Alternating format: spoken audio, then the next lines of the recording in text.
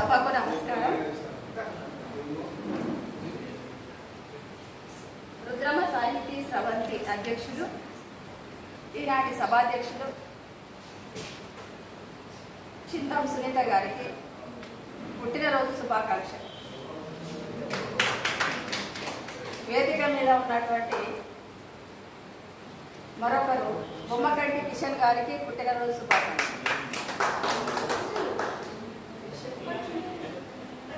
ఈరోజు ఈ అవకాశాన్ని నాకు ఇచ్చినటువంటి చింతం సునీత గారికి ధన్యవాదాలు. అదేవిధంగా సభా వేదికపై ఉన్నటువంటి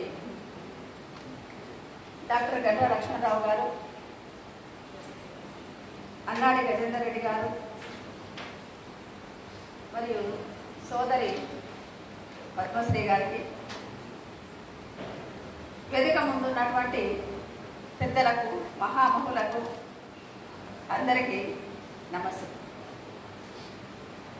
అయితే ఈనాటి కార్యక్రమానికి వచ్చినట్టయితే, నేను చిన్నగా ఉన్నప్పుడు మా తాత, ఆయనకు చదువు రాకపోయింది, తనను పక్క కూర్చోబెట్టుకొని ముళ్ళ పద్యాలు, సిద్ధప్ప పద్యాలు చదివిపించుకునేవారు. అట్లా నాకు పద్యాలు నోటికి వచ్చాయి. ఆ విధంగా ఉండేది. ఈ తెలుగన్నా, తెలుగు పద్యాలన్నా చాలా ఇష్టం. మా సోదరి మనులు తక్కువగా ఉన్నారు, సోదరులు ఎక్కువగా ఉన్నారు. అంటే మన లక్ష్మణరావు సార్ చెప్పినట్టు ఆడవాళ్ళు పట్టుబడితే సాధించుకొని ఏది ఉంటుంది, అదే చేయాలి మనం. 16వ శతాబ్దానికి చెందినటువంటి ఆత్మకూరి మల్లమాంబ మట్టిలోంచి మెరిసిన మెరుపు. దాదాపు 400 సంవత్సరాల క్రితం చదువు అనేదే కొన్ని వర్గాలకు మరియు పురుషులకు మాత్రమే పరిమితమై ఉండేది. ఆ కాలంలోనే మట్టి పలకపై చదువు నేర్చుకొని ముల్ల రామాయణాన్ని రాయడం చాలా అరుదైన విషయం. బ్రాహ్మణేతర స్త్రీగా మొదటి కవయిత్రి. తెలుగు సాహిత్య చరిత్రలో ముల్లది ప్రత్యేకమైనటువంటి శైలి. రమణీయమైనటువంటి రామాయణాన్ని రచించింది. సంక్షిప్తమైనది, ఆనాడు సామాన్య ప్రజలకు కూడా అర్థమయ్యే రీతిలో రాసింది. స్త్రీగా నేను గర్వపడుతున్నా, మనమందరం గర్వపడాల్సినటువంటి అవసరం.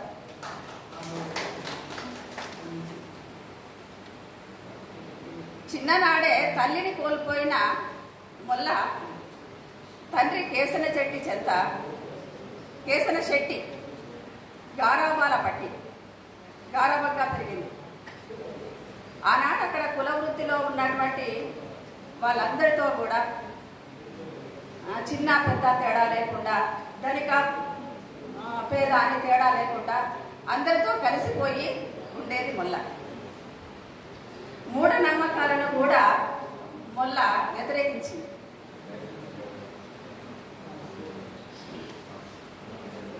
తన తండ్రి శివభక్తుడు.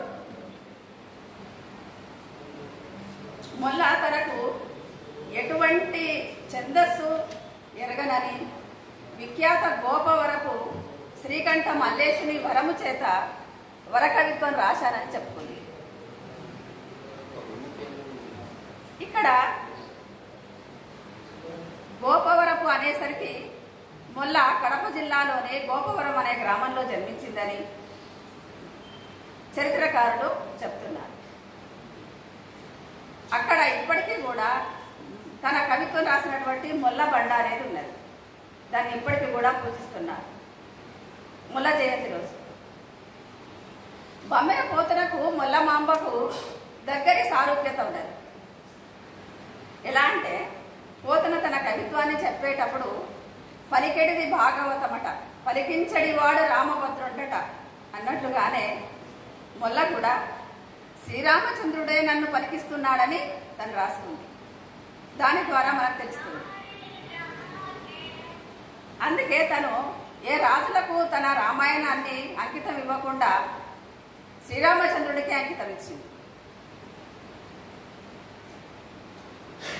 సీతాదేవి అశోకవనంలో దుఃఖిస్తూ ఉన్న సమయంలో హనుమత్ సందేశం. హనుమంతుడు అక్కడికి వెళ్ళి తన సందేశాన్ని అందిస్తున్నాడు.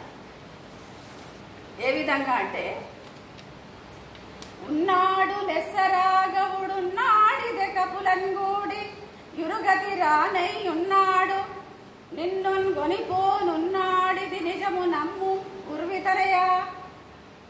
అంటే భూమిపుత్రిక సీతాదేవి దమ్ము వానరులతో కూడి రాఘవుడు రాముడు ఉన్నాడు, నిన్ను తీసుకుపోనున్నాడు, ఇది నిజము, నన్ను నమ్ము అని చెప్తున్నాడు. ఎంత చక్కటి పద్యం అంటే, ఇది వింటే అందరికీ అర్థమయ్యేటువంటి రీతిలో, సరళ రీతిలో ఉంది. ఇంకో పద్యం చూసినట్టయితే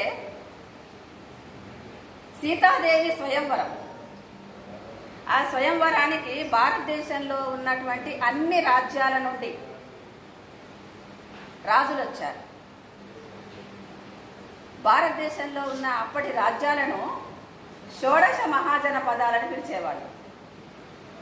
ఈ షోడశ మహాజన పదాలలో ఎన్ని రాజ్యాలు ఉన్నాయనేది మనకు తెలుస్తుంది ఈ పద్యం ద్వారా. ద్రవిడ కర్ణాటాంధ్ర యవన మహారాష్ట్ర రాజకుమారులు తేజమలర పాండ్య గూర్చరలాట బర్బర మలయాళ భూపనందనులు విస్ఫూర్తి మీర గౌల కేరళ సింధు కాశీ కోసల సాల్వ ధరణీశ పుత్రులు సిరివెలుంగ మగధ మత్స్య కళింగ మాళవ నేపాళ నృపతనూభవులు ఎన్నికకు నెక్క మరియు నుత్కల కొంకణ మద్ర పౌండ్ర వత్స గాంధార సౌరాష్ట్ర వంగ చోళ రాజ్యముల నొప్పు చప్పన్న రాజసుతులు వచ్చి రక్కామిణి స్వయంవరమునకును. సీతా స్వయంవరానికి వచ్చినటువంటి ఈ రాజ్యాల నుండి వచ్చినటువంటి రాజులందరినీ కూడా ఎంత చక్కగా వివరించిందంటే, ఏ రాజ్యాన్ని వదిలిపెట్టలేదు. నేపాళ రాజ్యాన్ని కూడా చెప్పేసింది. అయితే శ్రీకృష్ణదేవరాయల కాలంలో ఉన్నటువంటి మన మొల్ల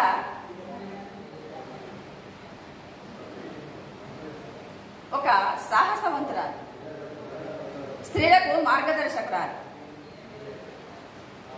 మొన్నటి మొల్ల, నిన్నటి చాకలి ఐలమ్మ, నేటి సునీతా విలియమ్స్. స్త్రీ శక్తికి, సాహసానికి, సృజనాత్మక జీవితానికి ప్రతిరూపాలు.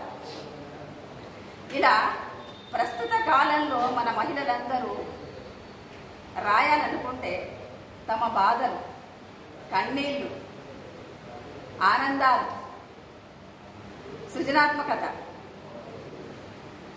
ఎన్నో రకాలుగా ఉన్నాయి.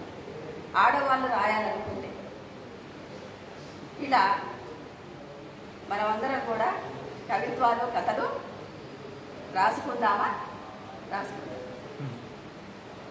అందరికీ కూడా ధన్యవాదాలు.